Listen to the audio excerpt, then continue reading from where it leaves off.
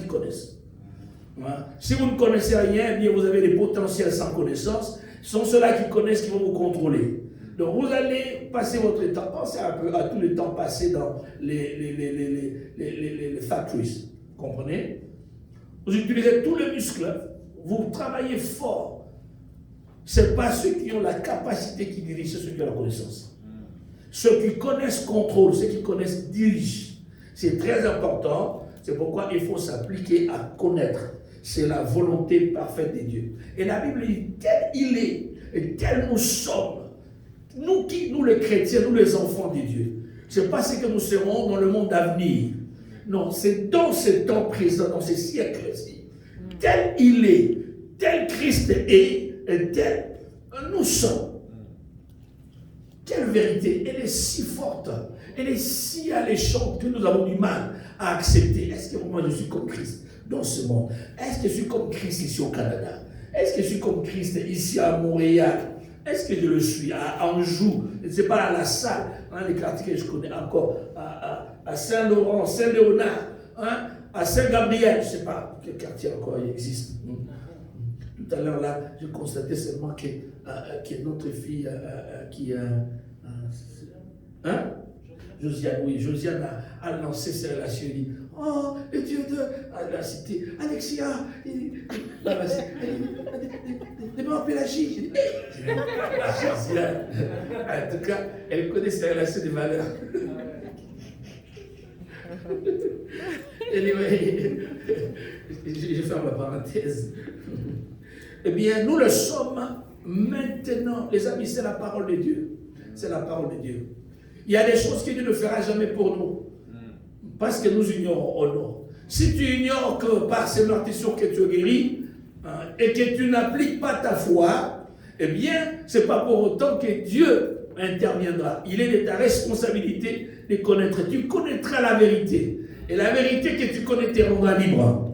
Donc, tu dois t'appliquer à connaître et à connaître. Est-ce que tu connais ce qu'il faut connaître? Et la Bible dit, tel il est, tel nous sommes. Et ceci nous présente notre position en Christ. Nous sommes exactement ce que Christ est. Exactement ce qu'il est. La Bible dit, il était, Jean 3,16, Dieu a tant aimé le monde qu'il a donné son Fils unique. Il était unique. Mais quand nous avons reçu Jésus par la foi, à tous ceux qui l'ont reçu, à ceux qui croient en son nom, il a donné le pouvoir de devenir enfants de Dieu. Nous avons été introduits dans la famille de Dieu. N'est-ce pas? Amen. Pour avoir cru, pour avoir reçu le Fils unique. Christ n'est plus le Fils unique à l'heure actuelle. Christ est devenu le premier d'entre plusieurs. Amen. Donc nous sommes membres de la famille de Dieu. Nous appartenons à la famille de Dieu. Nous sommes, selon Romains 8, nous sommes devenus héritiers de Dieu et co-héritiers avec Christ. Tel il est et tel nous sommes. Amen. Donc nous sommes exactement ce qu'il est, pas autre chose. Qu'est-ce que tu crois? Est-ce que tu es différent? Le grand problème est que nous sommes à une époque où nous parlons tellement, nous sommes tellement conscients de nos problèmes de chaque jour, de nos difficultés quotidiennes. Eh bien, nous avons tendance à croire les vérités pratiques. Comment je pourrais dire? Voilà. Les liens sont vrais. Il y a des liens purs au chemin. Les hôtels de famille, oui, ça existe. Mais nous y croyons tellement que nous ne voulons pas nous appliquer à croire ce qui est écrit. Nous croyons les choses dans lesquelles nous avons grandi, les choses que nous palpons, que nous expérimentons. Quand j'ai mal, je crois que j'ai mal. Je ne peux pas croire à la guérison que je ne ressens pas, qui est écrite dans la parole de Dieu. Est-ce que vous êtes avec moi? Amen. Tu es exactement ce que la Bible dit que tu n'es pas autre chose. Ne pense pas que tu es différent de ce que Dieu dit. Tu n'es pas moins que ce que la Bible dit que tu es.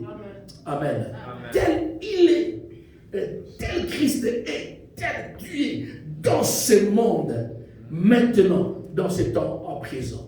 Ça, c'est une vérité et qui est différente de ta réalité ou de tes réalités quotidiennes. Il est de ton devoir d'amener ton expérience de chaque jour à rejoindre la parole de Dieu. la vérité de la parole de Dieu. Puisqu'il y a toujours un gap. Il y a un gap. Je donnerai un exemple simple. Papa Kapiamba, tu es là, tu es parent. Il y a des choses que tu fais. N'est-ce pas? Non, toi tu es un homme. Comme je te vois avec tes filles qui viennent, je parle de Maman Kapiamba. Tité Amunazo, tu vois. Maman Amunazo, Tité, elle est là. Il y a des choses que tu fais que tes enfants ne peuvent pas faire. Ce sont tes enfants. Elles sont exactement comme toi. La tête comme la tienne, n'est-ce pas? Les deux oreilles, les deux yeux, n'est-ce pas? La bouche, les mains, les jambes, n'est-ce pas? Mais ces enfants ne peuvent pas faire ce que tu fais. Et pourtant, elles sont exactement tout ce que tu es. Où se trouve la différence? Tout simplement, ta personnalité, tes capacités ont grandi, ont évolué. Et tes enfants sont encore enfants. Il y a des choses qui ne sont pas, elles ont exactement ce que tu as. Mais elles ne peuvent pas s'en servir comme toi, parce que ce qu'elles ont n'est pas aussi développé que ce que tu as. Quelqu'un est avec moi? Voilà pourquoi il y a des moments où vous apprenez qu'il y a un chrétien qui a été bouffé par un sorcier. Et ça vous choque. Vous dites, mais comment un sorcier peut bouffer un chrétien? Ce n'est pas la responsabilité de Dieu, c'est ton devoir. Dieu ne va pas te faire grandir automatiquement. Papa, et grandit. Non. Il est de ton devoir de pouvoir développer, cultiver la nouvelle personne qui est en toi. Amen. C'est de ton devoir. Eh bien, cet enfant, tes enfants qui sont comme toi, aucune d'elles ne peut donner naissance. Pourquoi? Parce que leurs organes ne sont pas développés. Est-ce que vous comprenez? Et pourtant, elles ont tout ce que tu as. La différence est que tu as développé ce que tu as et elles ne l'ont pas développé. C'est la même chose dans la vie chrétienne. Et la voie du développement commence par la connaissance. Amen. Tu dois connaître. Eh bien, tu dois connaître. Applique-toi à connaître. Ne reste pas dans l'ignorance. Tu peux être un riche héritier et vivre comme un pauvre serviteur. Le papa t'a légué un grand héritage. C'est ça ta position. Mais dans la réalité pratique, tu vis en pauvre. Pourquoi? Parce que tu ne connais pas. On ne t'a pas dit que c'était les de tien. Tu n'as pas appliqué ta connaissance. Tu comprends? Et tu ignores et quelqu'un d'autre règne avec les histoires qui sont tiennes. Tel il est, tel tu es dans ce monde. Il y a des démons que tu trembles, qui devraient te sentir comme un terroriste. Tu entres dans une maison, ils disent non, ils sont mal à l'aise. Je me souviens d'un frère, et un jour il dit,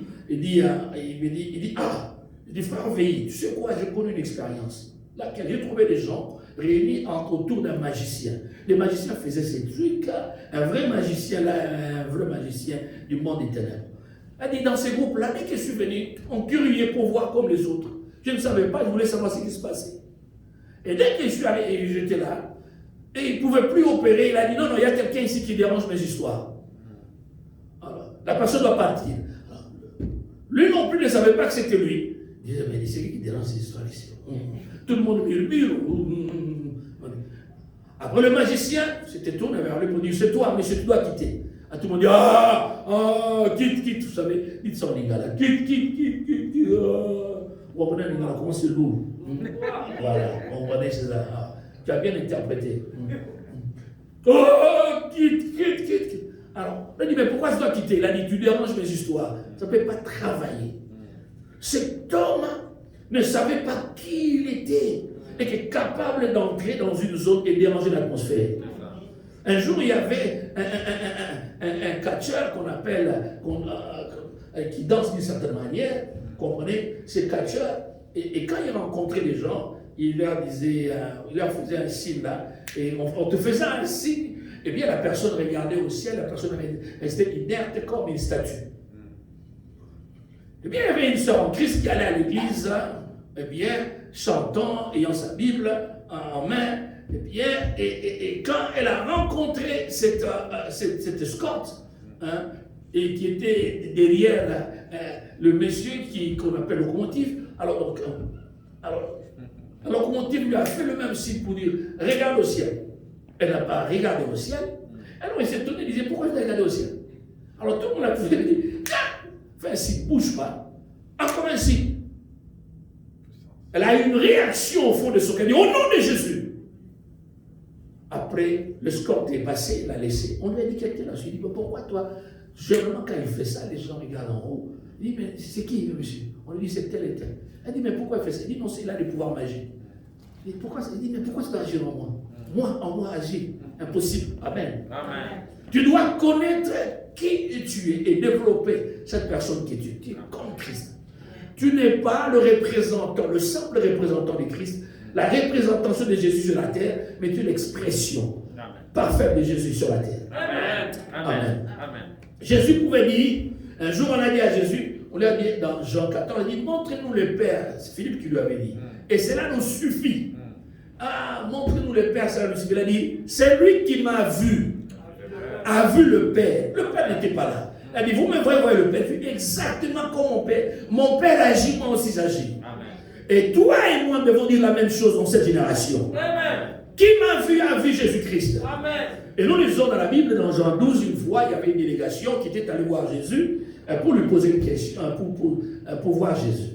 Alors, c'est encore Philippe qui ira voir Jésus. Il dit, non, il y a une délégation. Il y a des gens à l'extérieur qui cherchent à te voir. Jésus va donner une réponse bizarre. Vous lirez ça plus tard dans la maison, dans Jean 12, verset 24. Jésus va donner une réponse très bizarre. Il dit, si les grains de blé, ne tombent en terre et ne meurent, il reste seul. Mais s'il tombe, il produit une grande moisson. C'est ça, hein? Lisons ce verset, Jean 12. Un bon verset, vous allez voir ça. J'aime ce verset même aussi. Nous aimons. Jean 12, au verset. Jean 12, nous commençons avec le verset 24. Jusqu'au verset 26. En vérité, je vous dis, si le grain de blé qui est tombé en terre ne meurt, il reste seul. Mais s'il meurt, il porte beaucoup de fruits. Ces gens sont venus chercher Jésus. Il dit, nous voulons voir Jésus. C'est ça leur demande. C'est ça leur requête. Nous voulons, c'était les Grecs, probablement. Il dit, nous voulons voir Jésus. Il va donner une réponse apparemment bizarre, mais une réponse prophétique. Dans cette réponse, il dit, aussi longtemps que Jésus, moi, le grain de blé, je ne tombe et ne meurs, je resterai seul.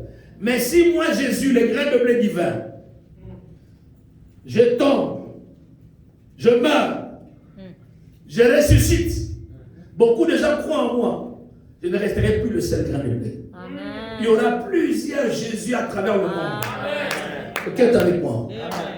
C'est ce que Jésus disait. Je suis ce grain de blé. Ces gens cherchent Jésus. Viendra un temps. Les gens chercheront Jésus. Ils verront beaucoup de Jésus. Amen. Il y aura un Jésus à Kinshasa, un Jésus à Brazzaville, un Jésus à Cotonou, un Jésus à Port-au-Prince, un Jésus à Kisangani, un Jésus à Paris, un Jésus à Bruxelles, un Jésus à Kingasani, un Jésus à Halifax. Un Jésus, où c'est encore? Là, à Toronto, un Jésus. Il y en a plusieurs. Un Jésus à Montréal, un Jésus à Anjou. Amen. Les gens cherchent Jésus. Le seul Jésus que le monde puisse voir, c'est toi et moi. Tel il est, tel nous sommes, tel il est, tel tu es. Pas différent. Tu es sa représentation, son expression parfaite. Amen. Et cette position que tu as en Christ, tu dois l'expérimenter de manière pratique sur la terre. Nous devons être la manifestation de la vraie nature du Christ sur la terre. Amen. Amen. Tel il est, tel nous sommes. Comment Christ est? Tel il est, tel nous sommes. Christ, tel il est, tel nous sommes. Tel il est, tel nous sommes. Applique-toi à connaître ce Christ. Ne cherchons pas à connaître les noms des démons. Quels sont les démons? Aujourd'hui, les gens cherchent à fouiller, à connaître quels sont les esprits des familles. C'est l'esprit des eaux. Vous savez, on ne parle plus de l'esprit des eaux. Hein? C'est comme si les règnes de parler des esprits sous-marins passés. Vous avez constaté. Hein? Maintenant, on parle d'autre chose. Des messages qui sont, je ne suis pas contre, je ne dis pas tout ce qui est prêché faux. Non, non, non, non. Ce n'est pas ce que je dis. Tout simplement, ce que je veux dire est que l'Église doit s'appliquer à connaître. Les croyants doivent s'appliquer à connaître ce qu'il est en Jésus-Christ. Amen. Tu es devenu une nouvelle créature. Si quelqu'un est en Christ, il est une nouvelle créature, une nouvelle création. Les choses anciennes sont passées et voici toutes choses sont devenues nouvelles. Nous sommes très conscients que nous sommes porteurs de l'ADN de nos parents. Il est grand temps que nous devenions conscients de l'ADN spirituel de Jésus-Christ dont nous sommes porteurs. Nous sommes comme lui, nous pouvons faire comme lui, nous pouvons parler comme lui, aimer comme lui, pardonner comme lui, et nous pouvons servir comme lui, nous pouvons démontrer la puissance de Dieu sur la terre comme lui. Amen. Tel il est, et tel tu es, tel nous sommes, dans ce monde, pas à venir, ce monde présent. Amen. Et c'est très important. Eh bien, qu'est-ce que Christ est? Christ est beaucoup de choses. Christ est beaucoup de choses. Nous devons être comme lui, avoir son caractère, avoir ses capacités. Jésus va dire dans Jean 14, il va dire quelque chose de très intéressant. Il dit ceux qui croiront en moi, ils feront des grandes œuvres. Ils en feront même comment? Les plus grandes, car je m'en vais au Père. Donc il a dit, ce verset me dérange. C'est un verset qui me dérange. Il dit, ceux qui croient en moi, a-t-il menti ou a-t-il dit la vérité? Oh Jésus, nous lisons ce verset, Jean 14. Vous êtes avec moi? Amen. Jean 14, lisez ça, c'est juste à côté là. Jean 14, remarquez. Il est là, Jean 14. Au verset 12. En vérité, je vous le dis, celui qui croit en moi fera aussi les œuvres que je fais. Ou c'est vrai ou c'est pas vrai. C'est tellement beau, tellement fort que nous disons, ça c'est pour les pasteurs. Non, il n'a pas dit. C'est lui qui deviendra le pasteur, qui deviendra l'évangéliste. C'est la raison pour laquelle, quand vous lisez l'histoire de l'Église, les hommes que Dieu a utilisés dans l'ancien temps, tous ne se faisaient pas appeler pasteurs. Il y a certains parmi qui disaient que non, ils n'avaient pas d'appel, ils ne faisaient qu'exprimer, manifester la nature du Christ. Amen. Il dit non, j'opère les miracles non pas parce que je suis pasteur, mais parce que je suis croyant. C'est ce qui est écrit. Tu n'as pas besoin d'être apôtre, bishop, tu n'as pas besoin de devenir prophète. Non, pas du tout. C'est lui qui croit en moi. C'est lui qui croit en moi. Je ne sais pas, il y a peut-être quelqu'un ici qui croit en lui. C'est lui qui croit en moi. Lève ta main si tu es pas besoin. C'est lui qui croit en moi. Merci. C'est lui qui croit en moi fera aussi les œuvres que je fais. C'est lui qui croit en moi fera aussi les œuvres que je fais. Tu n'as pas besoin d'attendre un appel particulier. Cette dépendance où, pour toute chose, il faut un pasteur à la maison, il faut appeler un prophète qui a à Kinshasa. Il y a même ceux-là qui ne donnent pas leur dîme. Ici, pourquoi? Parce que leur dîme, c'est rendre vers les prophètes. Vous comprenez? Il y a bien une partie qui va chez les prophètes, une partie qui vient ici. Il y a même plus qui ne font même pas. Le prophète, la bouquet, l'a réservé à vie. Vous comprenez? C'est comme un contrat. Un contrat. J'ouvre une parenthèse, ou bien c'est une pratique de l'heure actuelle. Beaucoup de prophètes ont compris les temps sont difficiles. La meilleure façon de se faire de l'argent est de prophétiser sur les gens qui sont à l'étranger. Afin que ces gens leur envoient des dollars. Est-ce que vous comprenez? Eh bien, ils vont vous prophétiser de manière régulière, constante. Chaque fois avoir un mot. Dire non, Dieu me montre, Dieu m'a dit, doit fermer un jeûne, comme on dit. Fermer un jeûne de 7 jours. D'ailleurs, je suis à la montagne pour toi. Je suis en train de prier pendant 3 jours. Dieu m'y a amené uniquement pour toi. Pour pouvoir renverser tous les autels de ta vie. Il n'y a pas de mal de ta vie à renverser. Mais les amis, aussi longtemps que nous ne connaîtrons pas, nous serons toujours dépendants. Nous serons toujours dépendants. Et Dieu ne viendra jamais intervenir. Ce que tu dois faire, si tu ne le fais pas, Dieu ne le fera jamais à ta place. Celui qui croit en moi fera les œuvres que je fais, il en fera les plus grandes parce que je m'en vais au Père. Amen. Tu es capable de faire, d'agir comme Jésus, de parler comme Jésus. Capable de parler que les gens puissent être touchés par la parole que tu libères. Dans ma grande prière, je dis, Seigneur, donne-moi une parole qui touche le cœur. Ma grande prière, ce n'est pas d'abord le miracle. Seigneur, donne-moi une parole qui convainc. Une parole qui fait tui. Une parole qui fait tui. Vous comprenez qu'il retentit, qu'il poursuit. Tu es à la maison, la parole te parle. Tu dors, la parole te parle. Est-ce que tu comprends? Seigneur, je veux être comme la Bible dit, puissant, parole et en œuvre. Mais libérer une parole, mais une parole, tu es dans ta voiture, tu es dans ta salle de bain, au travail, jusqu'à ce que tu prennes une décision. C'est le vœu de mon cœur. Je dis la parole, cette parole qui dérange la conscience, qui te trouble jusqu'à prendre une décision pour le Seigneur. Le miracle, oui, mais le premier miracle a amené le cœur à venir à Jésus-Christ. Le miracle de la transformation, très peu sont transformés à l'heure actuelle dans l'église. Ouais, beaucoup de gens viennent à l'église, mais n'ont pas des vies transformées. La vie est la même. Des gens incapables de se pouvoir ployer leurs genoux devant Dieu et pleurer. Tu vois? Ils sont les mêmes, et ils veulent être les mêmes.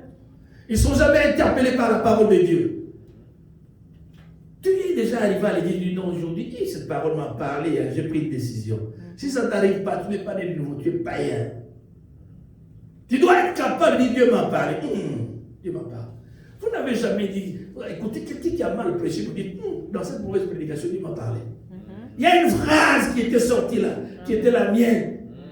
Oh non, Dieu m'a parlé, Dieu m'a parlé, Dieu m'a parlé. Tu es à la maison, tu n'arrives pas à manger, tu dis, je dois me mettre à genoux, je dois prier. C'est ça quand on est né de nouveau. Mes brebis entendent ma voix. Amen. Mes brebis entendent ma voix. Tu es capable d'entendre sa voix. La voix qui interpelle ta conscience. Qui te dit abandonne l'impudicité, abandonne la pornographie, qui te dit abandonne le mensonge, la méchanceté, les calomnies, la médisance, abandonne les critiques, abandonne.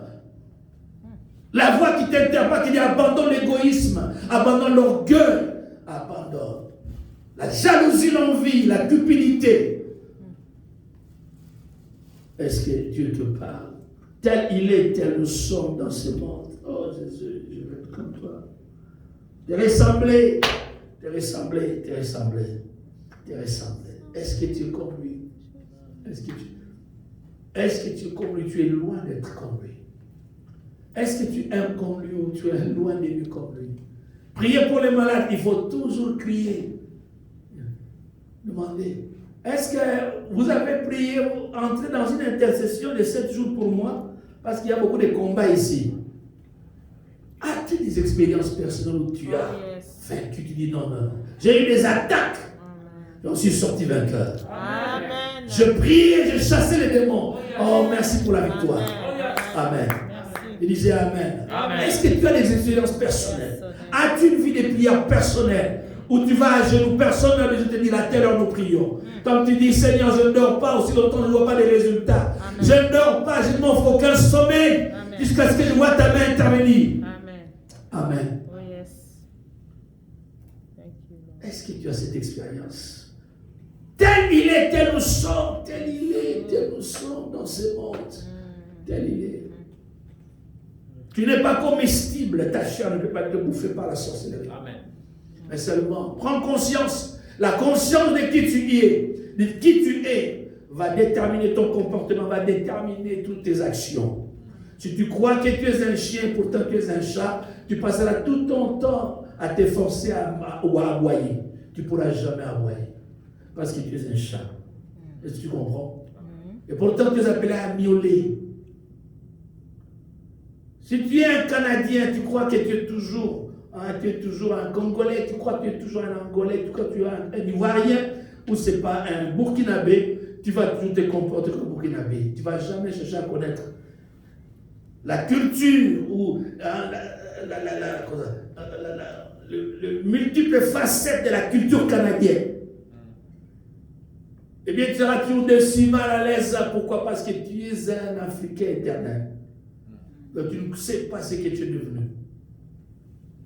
Et combien de gens tu es enfant de Dieu? Le Saint-Esprit habite en toi, tu es le temple du Saint-Esprit. Tu es capable de beaucoup de choses, mais tu ne crois toujours pas que tu es. Tu comprends?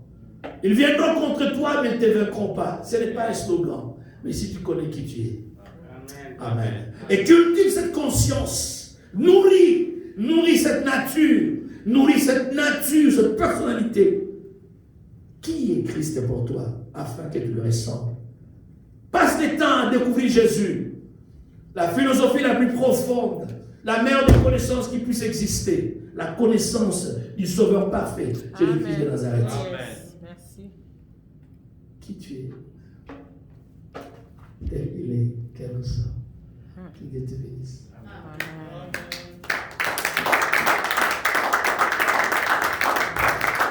Dis à mon Dieu, Seigneur, merci pour sa parole.